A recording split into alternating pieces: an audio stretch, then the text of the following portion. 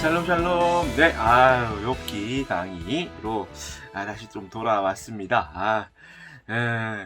욥기 이게 여러분들이 이제 잘 알고 있는 이야기 같으면서도 잘 모르는 어떤 이제 성경 중에 하나가 바로 욥기일 수 있습니다.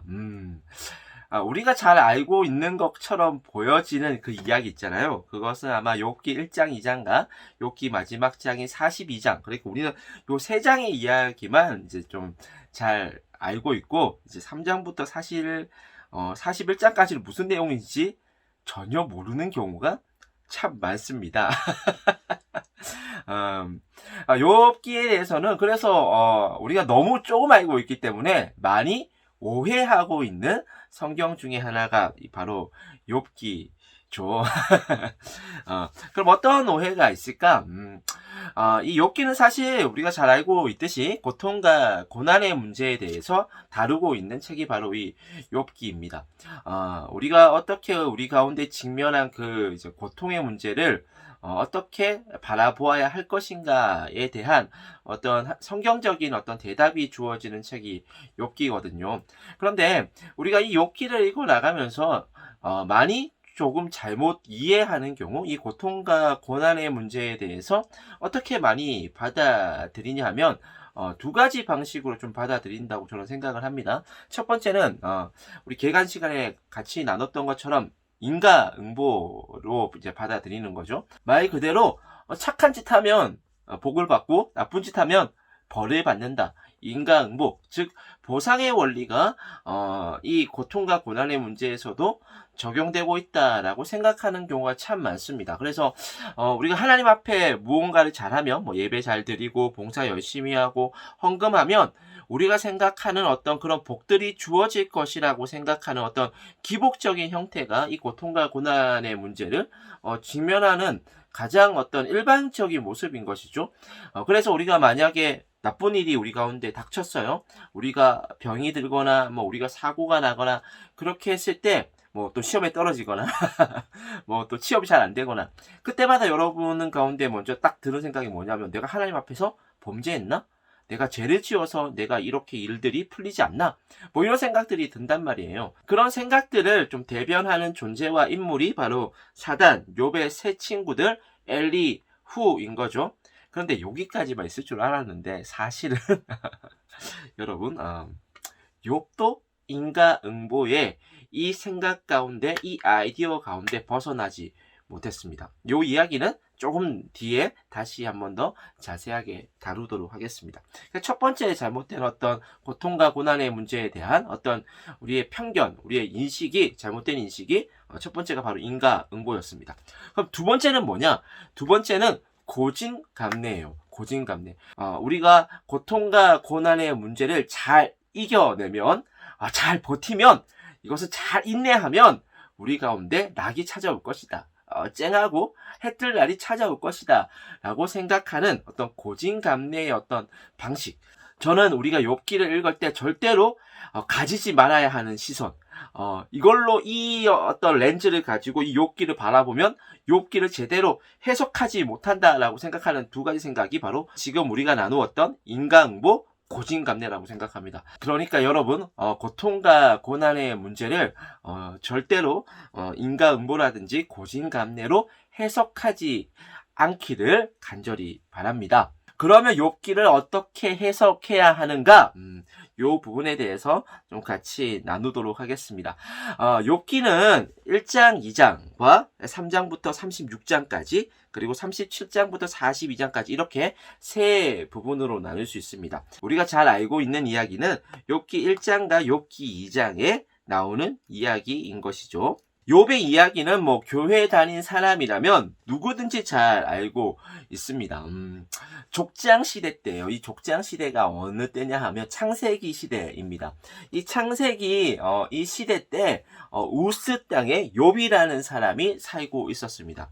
이 욥이라는 사람은 말 그대로 다 갖췄어요. 다이아몬드 수저였습니다. 화목한 가정, 사회적 지위, 경제적 부, 이 부족함이 없는 사람이 바로 이 욥이었습니다. 그런데 이 욥의 이 평안, 이 욥의 샬롬을 깨뜨리는 사건이 하나가 발생을 하죠. 바로 대적자 사탄이 나타난 것입니다. 사탄은 히브리어로 이제 대적자 혹은 고발자라는 뜻을 가지고 있거든요. 그래서 이 욥기에서는 이 욥의 대적자, 욥의 고발자로 등장을 합니다. 욥에 어떤 것을 고발하고 있느냐? 하나님 앞에서 이 사단이 뭐라고 이야기를 하냐면, 욥이 하나님을 잘 믿는 이유는 하나님께서 복을 많이 주셔서 그런 거니까 그거 다 뺏어가면 욥이 신앙을 저버릴 것입니다. 이렇게 하나님 앞에서 욥을 고발한 것이고, 또 욥 가운데 대적자로 등장을 한 것이죠. 결국 사단이 던진 질문은 이거예요. 왜 욥이 하나님을 믿고 있는가? 하나님이 복을 주셔서다 라고 이 사단은 생각을 했던 것이죠. 사단은 욥의 그 믿음이 보상의 원리 인과응보에서 나온 것이라고 확신했습니다. 그래서 사단은 욥이 받은 모든 것을 빼앗아 간다면 욥의 의로움의 그 본질이 드러날 것이라고 생각을 했던 것이죠.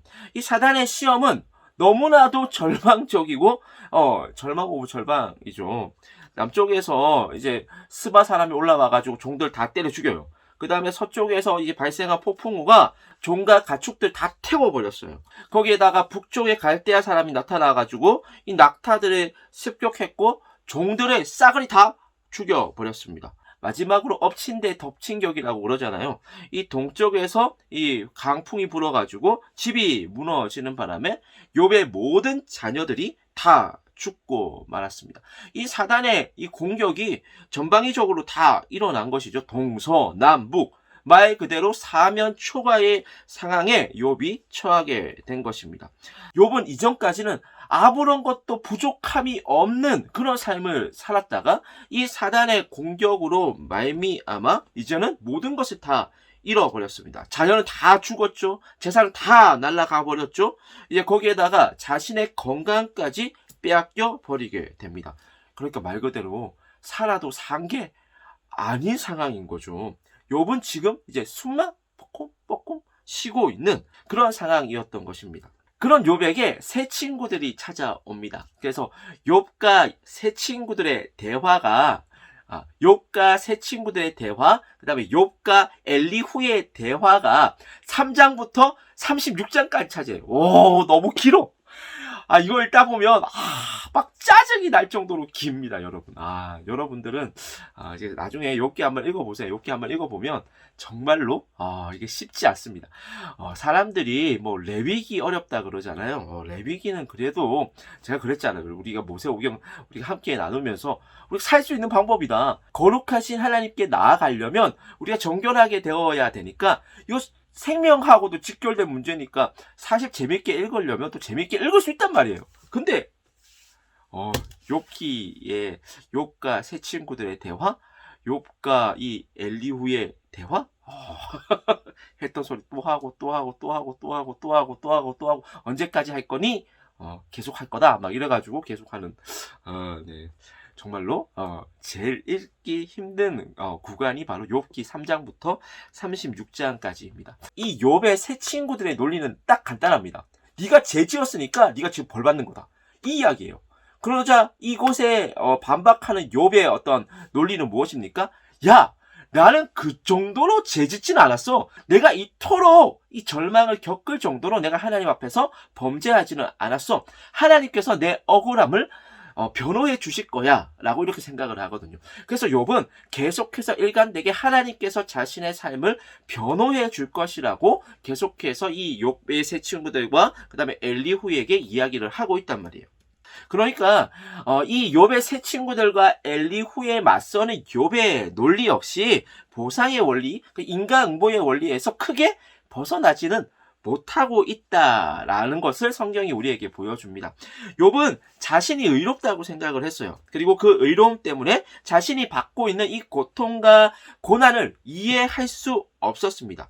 적어도 이렇게 고통과 고난을, 이 절망을 경험할 만큼 자신은 죄를 지은 적이 없다라는 것이에요. 그래서 그는 하나님만이 자기의 이 억울함을 변호해 줄 유일한 변호인이라고 생각을 했던 것입니다. 그래서 이 욥이 이 자신의 그 의로움을 변호하면서 이 힘들고 어려운 시기 다 지나고 나면 하나님께서 갚아주실 거다.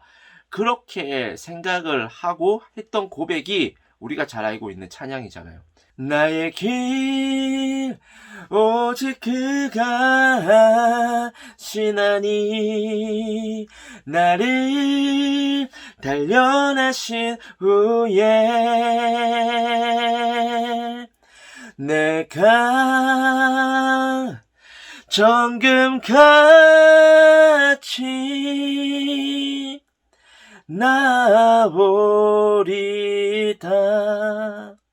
우리 잘 알고 있는 이 찬양이 욥의 고백이잖아요. 근데 가사를 잘 묵상해 보면 이 힘들고 어려움 버티고 버티면 하나님께서 갚아주실 거다.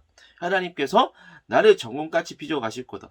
이거 누구 아이디어입니까? 하나님 아이디어입니까? 욥 아이디어입니까? 욥 아이디어죠. 저는 그래서 이 찬양을 부를 때 우리가 조심해서 불러야 된다고 생각합니다. 내가 정말로 힘들잖아요. 어렵잖아요. 그때 우리가 이 찬양 많이 부른단 말이에요. 그런데 내 방식대로 무언가 일이 진행되기를 우리가 바라고 있다면 사실 우리가 선 넘은 겁니다.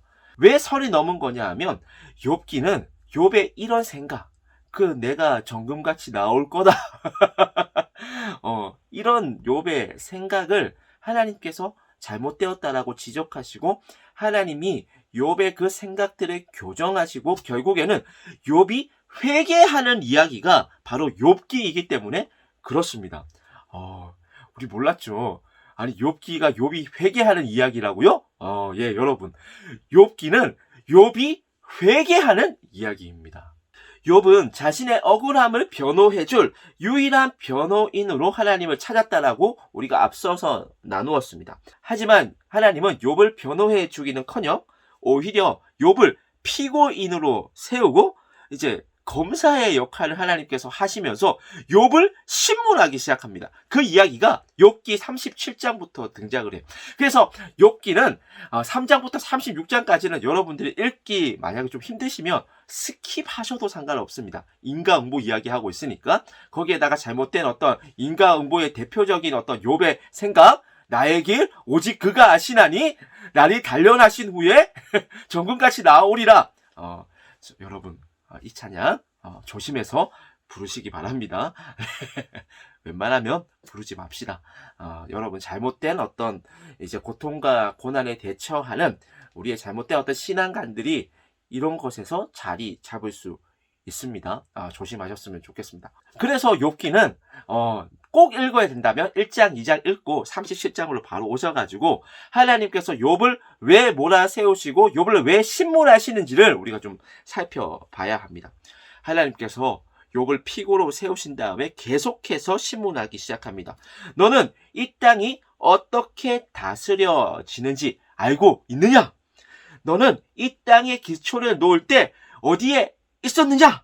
너는 해와 달과 별이 어떻게 만들어졌는지 너 알고 있느냐? 하나님께서 끊임없이 질문하는 것을 통해서 욥을 몰아세우십니다. 그런데 욥은 이 질문 가운데 대답할 수 있을까요? 없을까요? 대답을 못해요. 꿀 먹은 벙어리처럼 이러고 그냥 속이고 있습니다. 하나님의 질문 가운데 대답할 수 있는 게 아무것도 없으니까요. 그런 욥에게 하나님께서 이제 결정타를 날리기 시작합니다. 너는 베헤못을 아느냐? 이 베헤못이라는 게 이게 괴물같이 생긴 하마거든요. 엄청난 큰 하마. 이거 왜 만들었는지 아니? 이렇게 물으니까 이 욥이 왜 만들었는지 어떻게 알겠습니까? 그렇죠? 거기에다 하나님께서 또 묻죠. 너는 리워야단을 아느냐? 너 이것들 만들 수 있겠느냐? 이 리워야단은 용, 악어 막 이상한 파충류라고 여러분 생각하시면 된단 말이에요. 그리고 이 베헤못이라든지 리워야단이라든지 이런 이제 애들은 성경에서 가장 강력한 피조물이란 말이에요. 그래서 인간의 힘으로는 이것들을 제어할 수가 없어요. 근데 이것을 왜 만들었는지 아냐라고 이야기하시고 이것과 싸워서 이길 수 있겠느냐 하나님께서 물어보시면 욥이 대답할 수 있겠습니까? 그래서 욥이 꿀 먹은 벙어리처럼 거기서 푹 숙이고 있었죠. 그래서 욥은 이 37장부터 41장까지의 이 하나님과의 대화를 통해서 하나님의 그 질문 가운데 대답을 아무것도 못하잖아요. 그러면서 욥이 하나님께서 어떻게 이 피조 세계를 만드시고 또 다스려 나가는지를 나는 전혀 알지 못하는구나. 이것을 깨닫습니다. 즉 욥은 인간의 인식의 한계, 이것을 확실하게 이 하나님과의 대화를 통해서 깨닫는 것이죠. 즉 그는 인간의 무지를 깨달을 수밖에 없었습니다. 문명과 과학과 기술이 발전하면서 인간은 모든 것을 아는 것처럼 또 모든 것을 알 수 있는 것처럼 살아왔습니다. 하지만 그러한 어떤 인간의 시도는 항상 실패했다라는 것을 인류 역사가 우리 가운데 계속해서 보여주고 있어요. 욥은 자신의 무지를 깨달음과 동시에 하나님의 전지하심과 하나님의 전능하심을 깨닫게 됩니다. 욥은 자신의 유한을 깨달음과 동시에 하나님의 무한하심을 깨닫게 됩니다. 결국 이것이 욥기가 보여주고 있는 핵심 메시지예요. 인간의 그 유한함을 인식하고 한계를 인정할 때 무한하신 하나님을 발견할 수 있게 되는 것입니다. 그리고 나서야 욥이 자신이 얼마나 교만했는지를 깨닫게 됩니다. 욥은 자신이 고통과 고난을 받는 이유를 인간의 인식으로만 이해하려고 했습니다. 우리가 가지고 있는 이성, 우리가 가지고 있는 그 논리로만 이해하려고 했어요. 그러니까 잘못된 답을 쓸 수밖에 없죠. 우리의 인식으로는 하나님을 이해할 수가 없다고요. 여러분, 개미가 아주 똘똘한 슈퍼 개미가 있다고 한번 생각을 해봅시다. 그 슈퍼 개미가 아무리 인간이 열심히 연구한다고 한들 인간을 이해할 수 있겠습니까? 개미가 어떻게 인간을 이해해요? 슈퍼 개미? 울트라 슈퍼 캡장 개미가 와도 인간을 이해할 수는 없습니다. 마찬가지예요.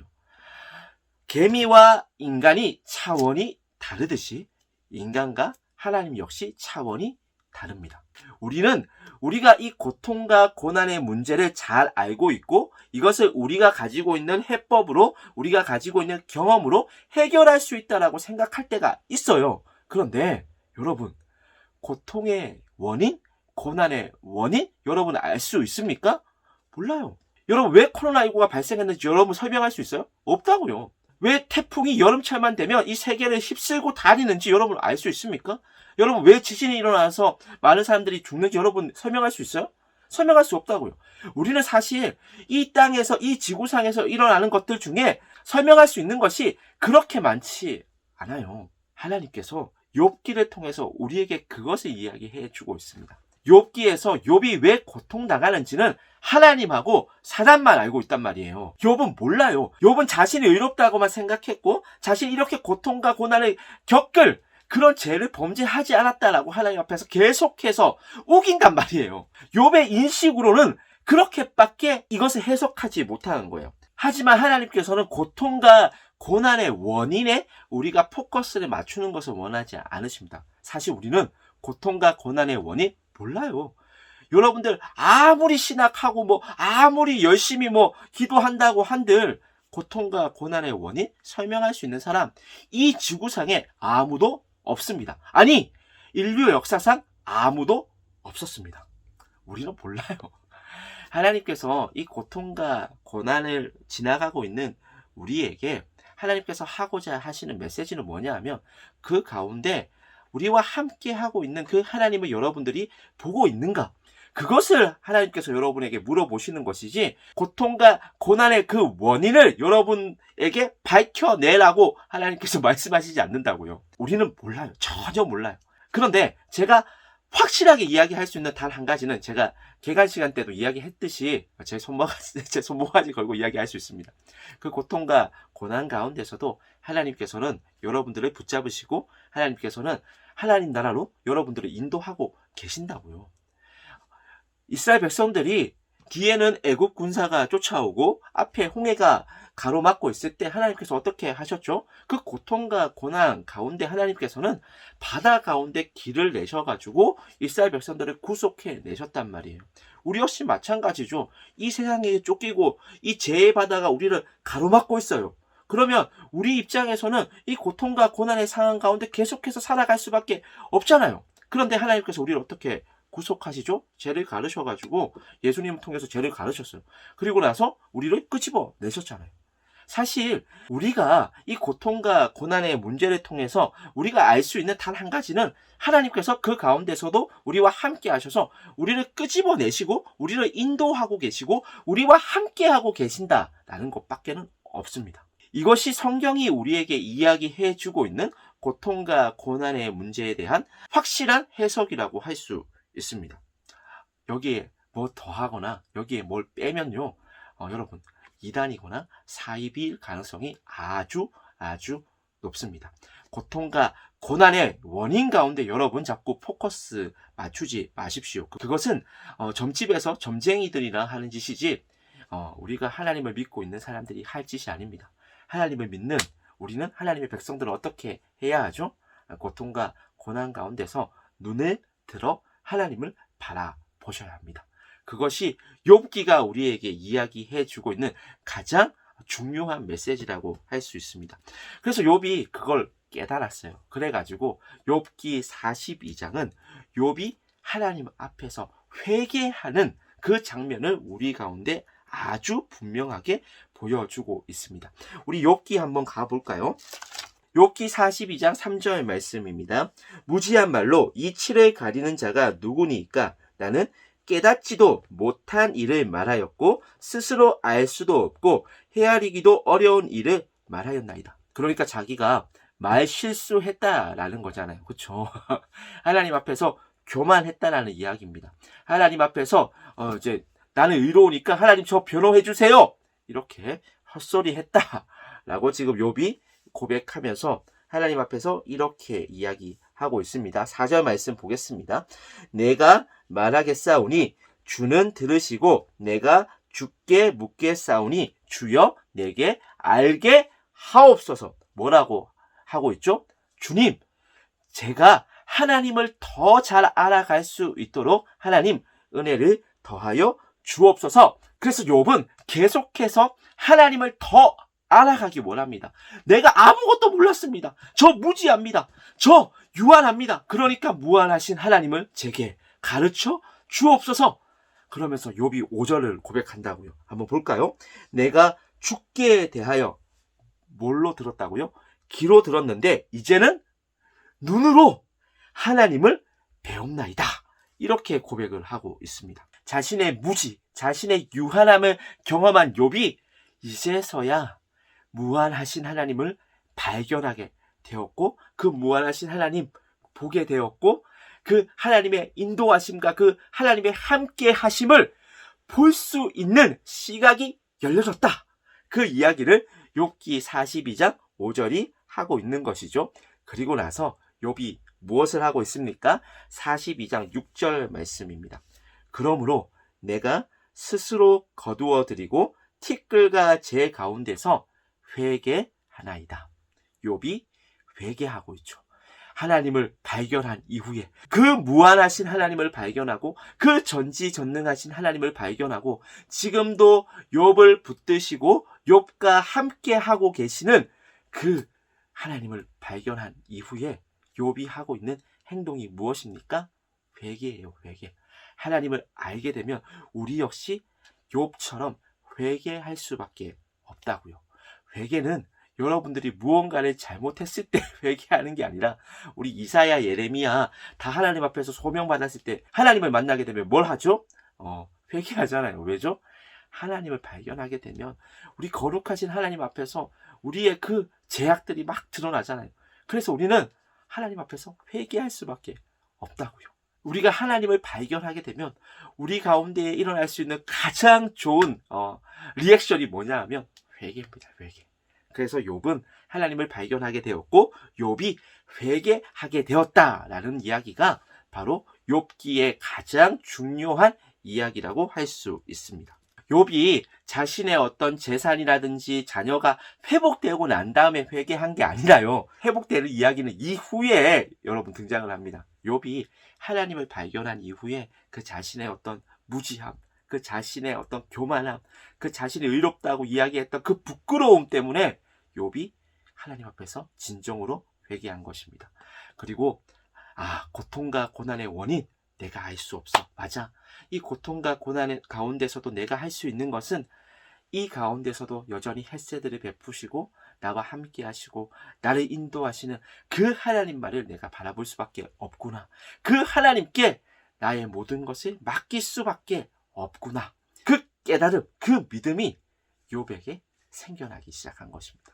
어쩌면 욥의 진정한 믿음, 욥의 진정한 의로움은 욥기 42장에서부터 이제 새롭게 시작된다라고 할 수 있습니다. 저는 여러분들이 이 욥기를 묵상하시고 또 욥기를 읽어 나갈 때마다 하나님을 더 발견하셨으면 좋겠어요. 하나님을 더 깊이 알아가셨으면 좋겠습니다. 우리의 무지함, 우리의 그 무한함을 여러분들께서 인정하시고 그 하나님의 무한함으로 그 하나님의 크신 사랑과 은혜와 그 하나님의 헤세드로 여러분의 존재를 채울 수 있기를 간절히 소망합니다.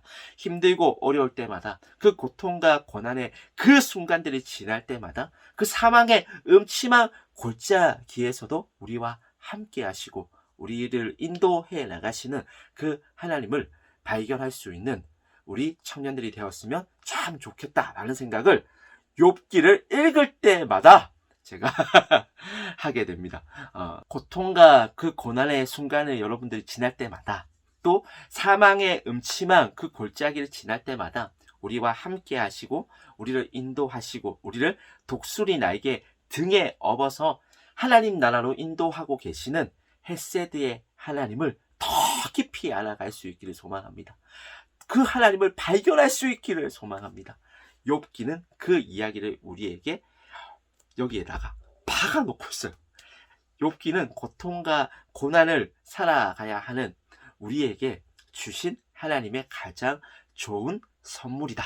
여러분께서 꼭 기억하시고 여러분의 유한함, 여러분의 무지를 인정하고 무한하신 하나님, 헤세드의 하나님, 전지전능하신 하나님으로 여러분의 존재를 채울 수 있기를 간절히 소망합니다. 욥기는 이렇게 마무리하고자 합니다.